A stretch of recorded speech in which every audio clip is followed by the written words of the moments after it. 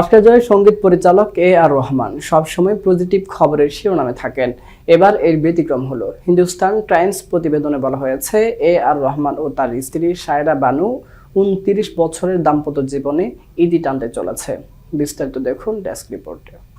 দাম্পত্য জীবন প্রসঙ্গে সায়রা বানুর আইনজীবী বন্দনা শাহ ইতিমধ্যে একটি আনুষ্ঠানিক বিবৃতিও প্রকাশ করেছেন। বিবৃতিতে বলা হয়েছে, সায়রা বানু ও তার স্বামী প্রখ্যাত সঙ্গীত পরিচালক আল্লাহ রাখা রহমানের পক্ষ থেকে বন্দনা শাহ অ্যান্ড অ্যাসোসিয়েটস এই বিবৃতি প্রদান করেছে। দাম্পত্য জীবনের দীর্ঘ সময় পর তারা আলাদা হওয়ার কঠিন সিদ্ধান্ত নিয়েছেন। এটি তাদের সম্পর্কের মধ্যে সৃষ্ট মানসিক চাপের ফলাফল। বিবৃতিতে আরও বলা হয়, একে অপরের প্রতি গভীর ভালোবাসা থাকা সত্ত্বেও তাদের মধ্যে তৈরি হওয়া দূরত্ব এবং সমস্যাগুলো এমন পর্যায়ে পৌঁছেছে যা বর্তমানে উভয় পক্ষেই মিটমাট করতে সক্ষম নন। উল্লেখ্য, 1995 সালে আর রহমান ও সায়রা বানুর বিবাহ হয়। তাদের 3 সন্তান খাদিজা, রাহিমা ও আমিন। তাদের বড় মেয়ে খাদিজা 2022 সালে বিয়ে করেছেন।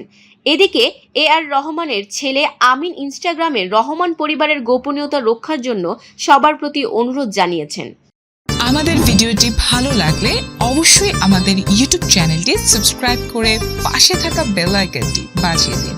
এছাড়া আমাদের ফেসবুক পেজে লাইক দিয়ে পাশে থাকুন। ভিজিট করুন আমাদের ওয়েবসাইট। ধন্যবাদ।